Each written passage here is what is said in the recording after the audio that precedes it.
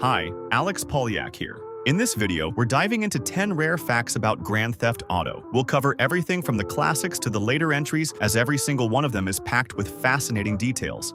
Let's get started.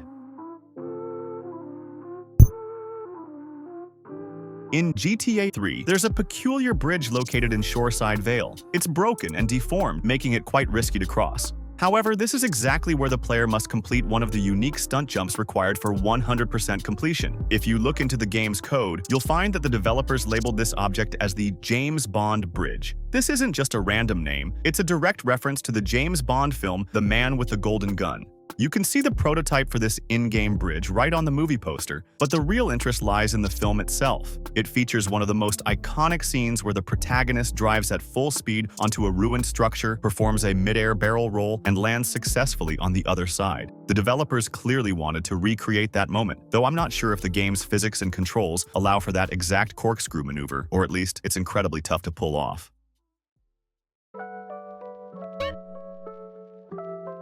In the story of GTA San Andreas, CJ finds himself in several situations where he has to fight his way out of a burning building through smoke and enemies. Interestingly, the game only creates the illusion of a smoke-filled room. In reality, the smoke effect is only active around Carl and constantly follows him as he moves. Here's how it looks from the side.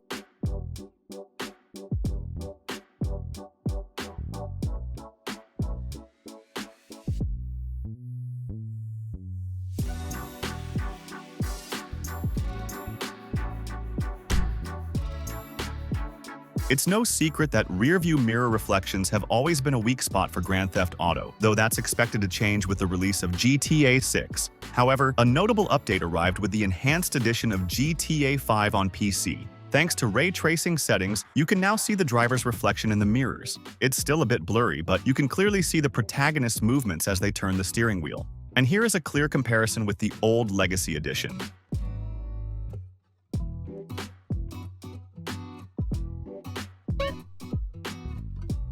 While completing challenges at the boat school in San Andreas, I once spotted a helicopter in the sky. It looked strange, so I decided to get a closer look. It turns out that's actually the boat school instructor, who watches the player during each of the 5 challenges. It's hard for a player to notice him, especially since he sometimes spawns far off behind the Gantt Bridge, making him almost invisible. Later on, I was also sent some additional facts about this character. In all the challenges of this school, 3 boats appear in the nearby waters, with this very instructor in each of them. It's also interesting that this NPC doesn't appear as a regular pedestrian in the game. However, if you select the second or third challenge in the school menu and then exit, the instructor will be walking around the school. Moreover, while I was testing this fact, I noticed that during each of the 5 challenges, the trainer is always standing strictly in this spot. Apparently, that's why he can walk there, though it's still unclear why this only happens when selecting those 2 specific missions.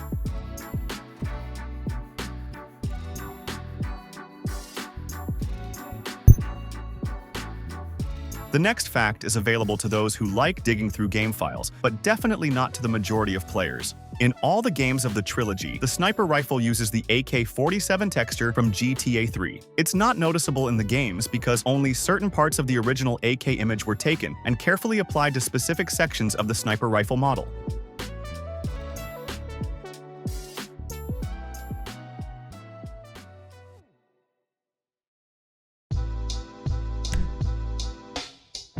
If you try to recall the most polished and detailed things in Grand Theft Auto 5, many different options might come to mind, but it's unlikely a telephone booth would be among them. So, let's give this object the attention it deserves. If you shoot the phone receiver, it flies off, and if you keep shooting the device, parts of the casing will detach.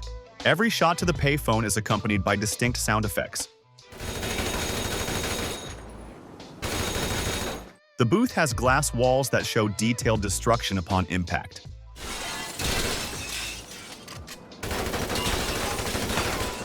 Finally, if you finish this act of vandalism with an explosion, the booth deforms, loses all its glass, and sparks for a while. All these refined nuances are present in just one small decorative object.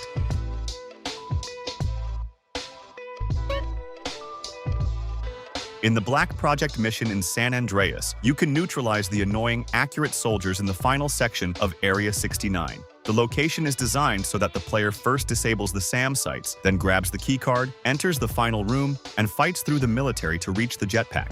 But if you do things differently, specifically grab the keycard first, open the final gates, and only then go back to disable the SAM sites, all remaining soldiers will be frozen. They won't unfreeze even if you try to interact with them. This way, the player can easily head down to the bottom and take what the truth wanted so badly.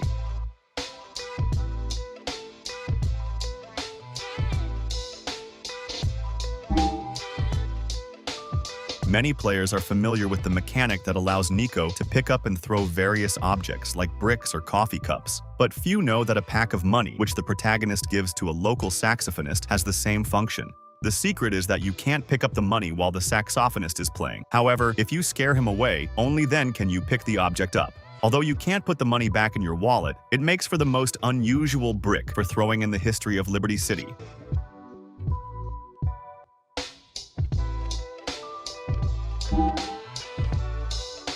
The next fact brings us back to the saxophonist once again. When Nico rewards the musician for his music, the protagonist's health is restored. It's a bit of good karma for being kind to this character, who, by the way, was modeled after and voiced by the father of Dan and Sam Hauser.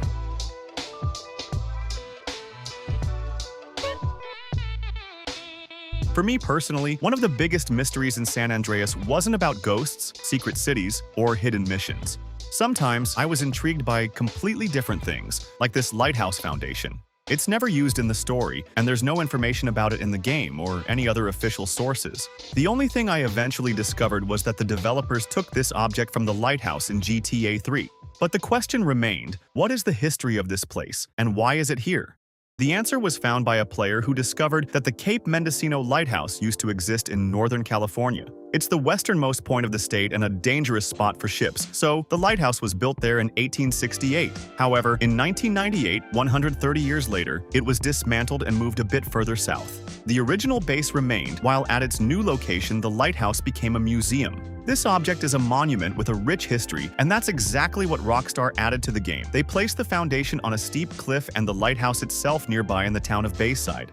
Now we know the history of this part of San Andreas and what inspired it.